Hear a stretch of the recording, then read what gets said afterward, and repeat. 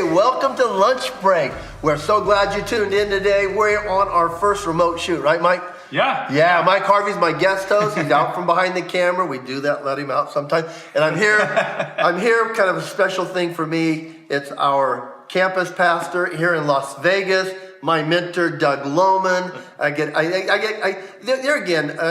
I went through a lot of things in our life, but one of the most momentous for me is Doug being in my life. So I welcome you all in.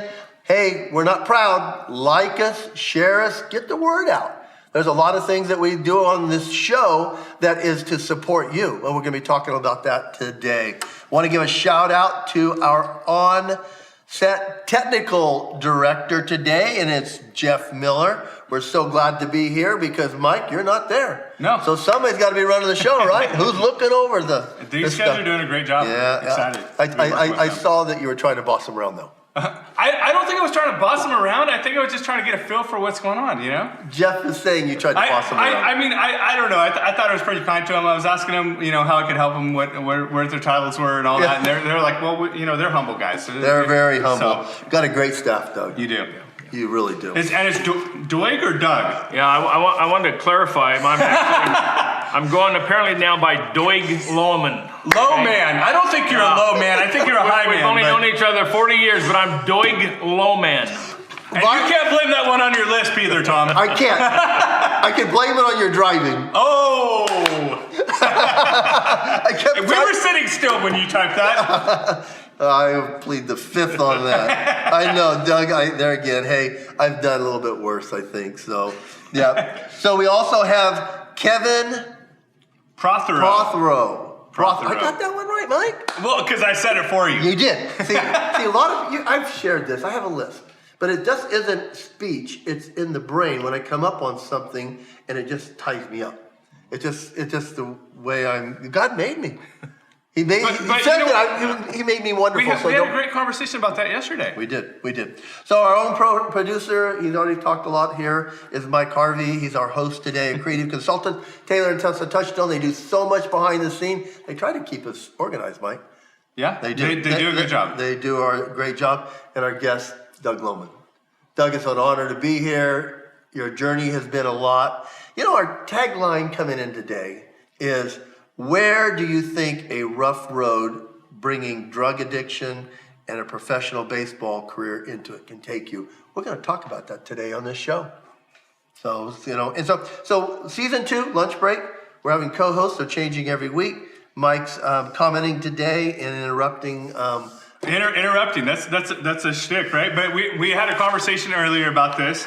And with the new co-host, and there's a lot of new things going on with Lunch. In fact, we're going to be dropping some new shorts, some special since you edition. Talk about it now. Yeah, so we did something really cool last week with Turning Point USA, Pastor Rob McCoy, Jeremy Adams, Peyton Lefevre, who has been a member of our church for. You even know that Garrett.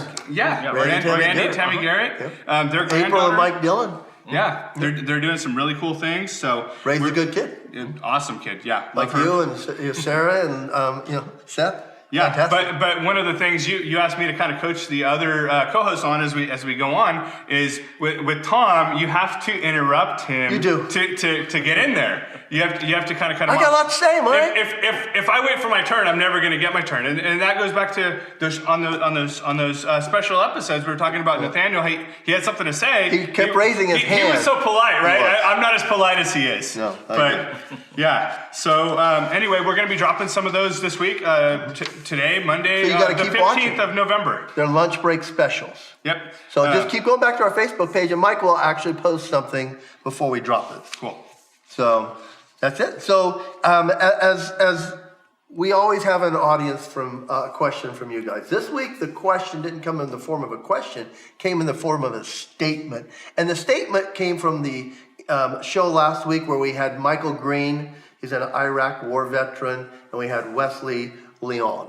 And Wesley was also an Iraq war veteran. And Mike had lost his right arm. Wesley, 2 legs. Both of his legs. One below the knee, one above the knee. And so as we were taking a picture break, it came back to the set, they were laughing at each other because of their injuries. And I just said, guys, can I just take a time out because it's making me feel uncomfortable? And I asked them in the same breath, which is what your statements came in, they were thanking us for getting their input on how do they want to be treated in an elevator or just being met on the street. And they talked about kids usually notice, Wesley talked about his, I think it was his daughter that noticed his legs around 6 or 7. And they said, parents, when they come up and they go, what happened? The parents are like, shh. You know, and then they're like, well, no, we just as soon tell them because there's nothing wrong with this. Right. So we just want to be treated like a person, Right. like anybody else. And so these, you know, that was the statement from our audience, which we appreciate. We always love our input coming in because it's why we do the show from you guys. So we want to thank you. That wasn't in the form of a question or anything like that. Yeah, but tell them if they want to ask questions about Doug or the show, like how do they do that? Pastor Tom at vbf.org. I mean, that's how you get in. And Doug, how do you get a hold of you? Yeah. Oh, you don't want him? Maybe you don't want him to get hold. No. You got your plate full. Yeah, Loman at valleyvegas.org. Yes. Yeah. Loman at valleyvegas.org. And just a comment, I learned something today about Mike Green and the elevator because, I mean, getting in an elevator with strangers is awkward anyway. Yes. Yeah. I mean, you never know, should I say something? And then with the whole mask thing now, that's even more awkward because if you forget your mask, you know, you feel like you got the plague in an elevator. But you compound it if you get in there with someone who has, you know, an amputated arm, it just makes the awkwardness go up a couple notches. It does. So it was helpful to me to find out from Mike, you know, how they would like to be treated. It was basically just like normal people. So I learned something today. I love it. So we're also wanting to bring to your awareness that we are partnering with Lucky's Rescue. It's a local rescue in town, and they don't just do dogs. No, they do cats and horses that we know of. They may even do more. They may do reptiles or something else. Yeah, who knows? Don't but know. they've got a cool place. They're fully licensed, and they talk about the closed colony. Yeah, Meredith was telling us last week that they have a closed colony, which means their animals get rescued and they're separated and not allowed to go together until they have their vet visit, and then they're given their shots, and then they don't get exposed to anybody outside their rescue animals, so they don't get an infection, because I know in Bakersfield, distemper was going around the local So they're shelter. social distancing the dogs. That's where you're going. You set me up. So you're social distancing the dogs, and it's really kind of a cool thing. So we have a dog this week named Max. Actually, it's Maximus. I knew you'd correct me. You right? told me to correct you. I corrected you. Yeah, well, I said correct me if I do something wrong. Go ahead. So apparently I did. So tell us about Maximus. So Max or Maximus, he's a recent amputee. We talked about amputees. Yep. They did everything they could to save his leg, but he's still a puppy, and he's amazing. Doesn't miss the leg one bit, and he has an amazing spirit. So we're gonna be going out there soon. We're in Kind of a touch with location Meredith. shoot. Yeah, so that'll be another special we're gonna be dropping real soon. Yeah. Well, they've got an amazing story about the horses that they adopted. There was a blind horse, and then there was a that's so horse cool. that could see. Well, I think we might share that video for everyone to see. Yeah, too. if we want to, we'll throw it onto the Lunch Bake Facebook page. But they were kind of a pair because the blind horse depended on the presence of the other horse to lead him around. So it was kind of a unique rescue because they came as a package deal, and that was something that touched John and Meredith's heart to bring in and add to Lucky's Rescue. Yeah. So don't forget to mention the website. Oh, it's luckysanimalrescue.com. So it's LuckySanimalrescue.com. And you go out there and you see all the wonderful things that they have. And if we get lucky, maybe we can get somebody to put that on the screen in editing. Yes. Because talking about the new things that we're doing with the show, this is our first remote. It is our first remote. We're doing from Las Vegas with the new crew, so that's exciting. That's true. And we mentioned them earlier. Yep. Well, we've got a lot of new things for you guys coming up. And we got Lucky's, that's new. But this is our first show that we're doing that's pre-recorded. It is too. So yeah, we're going to drop this Thursday, and it'll be kind of a fun thing for us. So I like it. Yeah. So Doug, we have a special segment coming up, and it puts you on the spot a little bit. Hope you're ready for it. It's called What's New. Yeah, we have a jingle in our equipment that comes up in our headset. What's new? Yes. Seth Parker put that together. So what is something people might not know about you? that I do most of the cooking in our family, which now basically is just Vicky and I. We're empty nesters.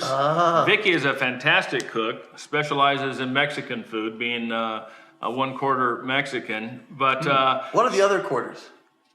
we got some Italian, we got some Greek, and her mainly Italian, Greek, and Mexican. And I'm like all European. But yeah, that's her specialty. But she doesn't really enjoy cooking, and I do. I really enjoy cooking. So mainly barbecue, but my specialty is my grandmother's chicken and dumplings, homemade chicken and dumplings. Really? That on a hot day you just can't beat. I never knew that about you. So in the clubhouse, did you cook ever in the clubhouse? No. Back when I played, the clubhouse basically was the leftover hot dogs and hamburgers from the concession stand. Oh, that's cool. In the minor leagues. You get the major leagues, it steps up in the minor I leagues. would love to get some of that chicken and dumplings. I love some good chicken But and Mike, you're on dumplings. keto. I know, I can't have it now. We were at You gotta have a breakfast cheat this day. morning. Everybody needs a cheat day. Right? That's what he was telling me earlier. You gotta have a cheat day. So Mike was kind of, looking over at the guys next to us in their food. Yeah. Kind of an envious moment, And so Well, they had a French toast as a sandwich with some eggs in the middle. I was like, man, that looks so good. I'm hungry. Well, what's really been cool is what our family does, because we all like to cook. My kids like to cook. My mom's a fantastic cook, and my mom is a widow. And so we a few years ago, I said, we've got to get her some dialogue. We're going to get her some stimulation. So we got her an iPhone, and we have a group text for all of us. I love that. And so what we do is pretty much each night we'll send a picture. Here's what we're having for dinner tonight, and barbecued, and my mom loves it, and she'll ask questions. Are those fresh green beans, and were the pork chops thick or thin? And it just keeps her stimulated, and we can send pictures. So if you have loved ones that are elderly, get them a phone and get them on a group text or something, and just include them. And it is a fantastic way to keep people engaged. My mom, I tell you what, it has put a new spring in her step. It's love really, that. really been a God saver. Did you know I actually used to work with your mom? Down at Luigi's. Yeah. we were just at Bakersfield, Luigi's California. Wednesday night. Yes. Fantastic if you're in Bakersfield. Your mom was fantastic. Yeah. Go down and see Gino and the guys. Well, Doug, now if you're out there in our audience, and maybe you have maybe have parents that are getting older, Doug, that's a great idea. I know with my family, since I have a daughter in Nashville, Tennessee, and one in Irvine, California, they together FaceTime us, my wife and I. right. And so it keeps us all together. So Doug, that's a fantastic idea. Yeah. One of the great tools of technology, we're experiencing some of it right now, what we're doing now with this podcast, but it does connect people. And especially with the distance, it's not like the old days where you're born in the city, you're raised in the city, you die in the city, all your family's in the city. Now people are going different places and mobile. And so what a great way to stay connected with loved ones via technology. So Seth is in Mississippi. Seth is my son, Seth is in Mississippi. Seth is a former, as I was, a former professional baseball player. He's in Mississippi. How did he end up in Mississippi? Born in Bakersfield, California. We were in Colorado Springs for 11 years, pastoring there. We've been here 15 years. How did he end up in Mississippi? Well, his last minor league baseball team he played for was the Mississippi Braves. And so he had contacts back there, and he started back there coaching and giving hitting lessons. That turned into a CPR first aid business back there, and they have really taken off back there. And in fact, we'll be heading back shortly for Thanksgiving. Going back to Mississippi is like going back 50 years in time, especially for us West Coasters.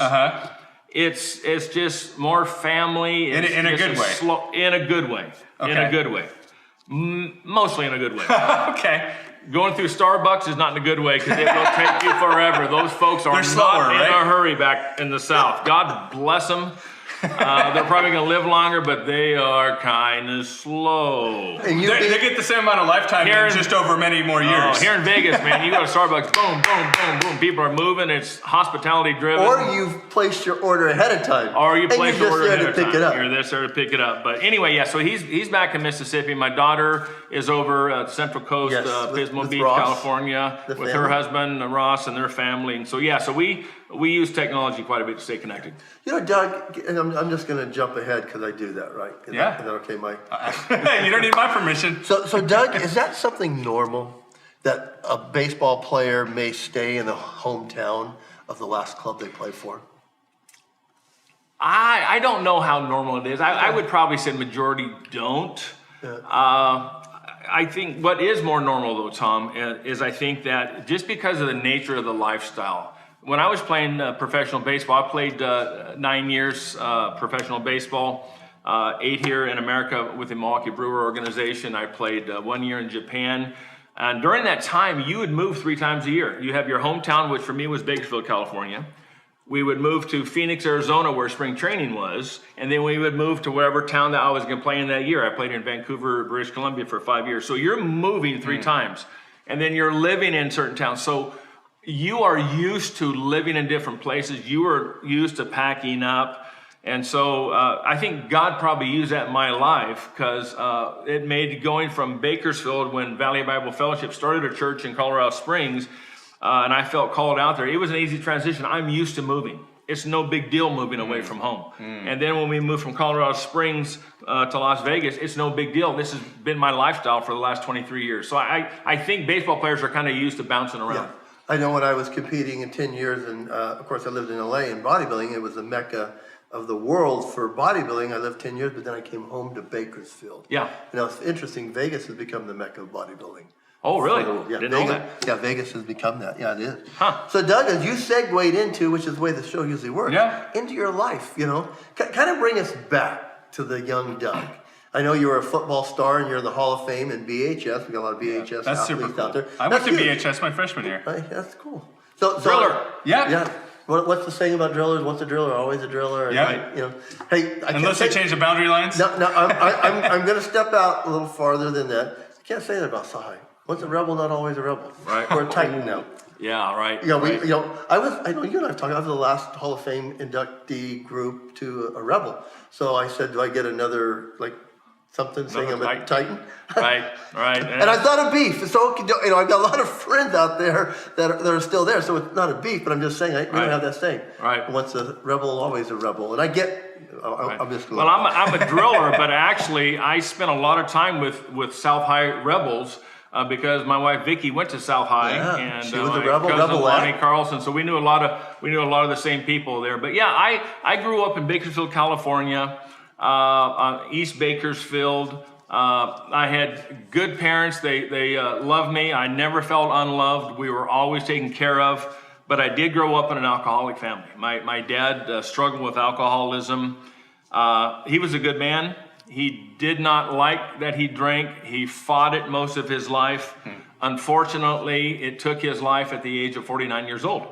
And so, growing up in an alcoholic family, if you that have grown up there, you know all the stuff that we went through. You just go through it. But again, I never felt unloved. I never felt, scarred. I don't, as an adult now, I don't have, daddy issues on my dad. I just don't. Doug, I discussed this because my dad was a truck driver, and he was always home, but I was never awake when he was home. Mm-hmm. Very, very rarely, because he was gone before I got up, and he was home after I was late. But he was home. Mm-hmm. So you tell people. I had some friends that didn't have fathers, and I was like, and I love my dad, and I had the same experience. I mean, he always provided for me. I didn't feel unloved, but it was just all they knew.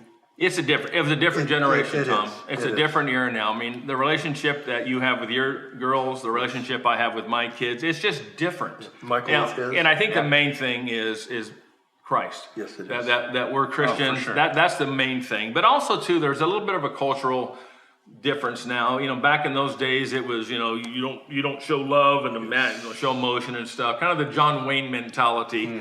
So it's a little bit different now, but.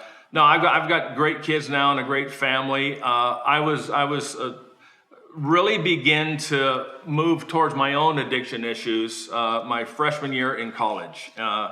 It really began to ramp up, and I was well on my way to becoming a 4th generation alcoholic. I have those tendencies. In fact, I could probably say, Doug Loman, are you an alcoholic? Yes. Now I'm born again. I'm Christ, but there's no doubt I cannot drink alcohol and stop. Isn't that an important point in people's lives? Because there again, I'm an anabolic steroid addict. People say, well, how's that happen? Well, that's not my show. So I'm just saying, so people don't get that. But when you live in a body where you've had this, You know, and I've talked to you about it before. I mean, you know, not being 260 pounds was so foreign to me, and I lived almost more with that guy than I have lived with this guy. Yeah. You know, so that was more my norm than It's anything interesting else. you say that, Tom, because when I became a Christian, I knew that at that point, I now realized that how I was living was wrong, but I didn't have the power yet, the ability to stop that. Now, God in his wisdom knows how to get people ready to deal with their sin. And in my case, it was in the form of me disclosing to my wife my infidelity. And I just felt like if I'm going to be serious with this thing, I have to do it. And God put it in my heart. And I told my wife, and she threatened to leave. And that was the breaking point where I said, okay, God, I give you everything. But what triggered my memory, Tom, when you said that is I remember what it was like in those first few days waking up and going through life without being high in marijuana. Because I'd smoked weed every day for 3 years. And just the fact of what is my life going to look like now? This is so new. Going hunting. I used to love to hunt with a lot of your South High guys. Yeah. I still love to hunt. Going hunting, the first time not high was the weirdest experience. Like, because you get high and then you hunt. Or going to watch a movie. You smoke some weed and then you go watch a movie. Everything the first time without getting high was new. But after a while, it became normal. Now I couldn't tell you what it feels like to be high. But initially it was very weird. You know, isn't that sometimes what you see, Doug, when you hear the Apostle Paul say, once you put your hand to the plow, you can't look back. Right. You know, as you get farther down there, you look back and not even remember who the baseball player was, who the bodybuilder was. I mean, you just don't do that. I know Mike and I talked about how your son doesn't know Mike, the football player. Right. Yeah. So it is. So I love that, Doug. Yeah. I do. And I love what you said too, Doug, because you said Christ gives us the help that we need to move past it, because in the Bible Jesus says the Holy Spirit's the helper. Right. I shared the other day how restraints in our lives aren't always necessarily bad. Right. Mike's on a keto diet. I'm on a diet that is very low in fat because I have a cholesterol issue. So those restraints in my life are good for me because they'll help my heart issue and help me live longer. Right. So yeah, it's what I found out. Now I know the spiritual principle. I didn't know it then, but the principle now is you step out in obedience, do what God is asking you to do, and then the power comes after that. yes, I for years thought if I tell Vicky all the stuff that I've done, I know that Greek, Mexican, Italian. She's going to put a contract on me. She's going to scalp me, whatever it's going to take. whatever it takes. So it caused me hesitation. The other thing too is like, man, if I give myself completely to the Lord, I know He's going to want me to stop smoking dope, and I don't know how I can live without it. But I found out that once I did that, and again, I no credit to me because I was scared. God put me in a position where I had to. He knew that this is the only way that you'll ever come clean. When I confessed, when I said, okay, I'm going for this both feet, power came. Yes. Tom, it was the most amazing thing. I could not stop smoking marijuana for 3 years. I smoked before games in baseball. On a bus in college, I would be in the little bathroom on the back of the bus smoking weed, blowing it out the window so the coach wouldn't see. I could not stop smoking weed. The day that I stepped out, confessed to Vicky all my stuff, 2 days later, I'd ordered a bag of weed from a guy, and he called and said, hey, Doug, I got your weed. And I was able to say and mean it, I don't need it, and I don't want it. You can go and take it back. And the desire left me. Now, I know that's not the case for every addict, and I wish it was. But in my case, he literally took the desire away. But I had to step out and be willing to risk before the power came. So I've seen that principle come to pass. Well, Doug, I've shared that, and I'm speaking at the men's thing tonight here, and I might share it again. Same experience with me with anabolic steroids. When I was in the industry and I was making money, I could justify my anabolic steroid use, my blood doping, my insulin use. I could justify that and making money. But when I quit making money at it, I was still with the desire to take it because I still wanted to be big and strong. Right. And there's a lot more steroid science out there nowadays. But the night before I got saved, I did a cc of a drug called Winstrol V. Really a cleaner drug. It's for horses. Men are taking it, So that's a problem all by itself. But I took a cc and a half the night before I got saved, and the next day I got saved. never again. Right, yeah. You experienced the same thing. You know, Brian Welch and I talked about that because he had experienced the same thing through his meth addiction, got saved and, you know, dealt with, and you did with marijuana. So, Right.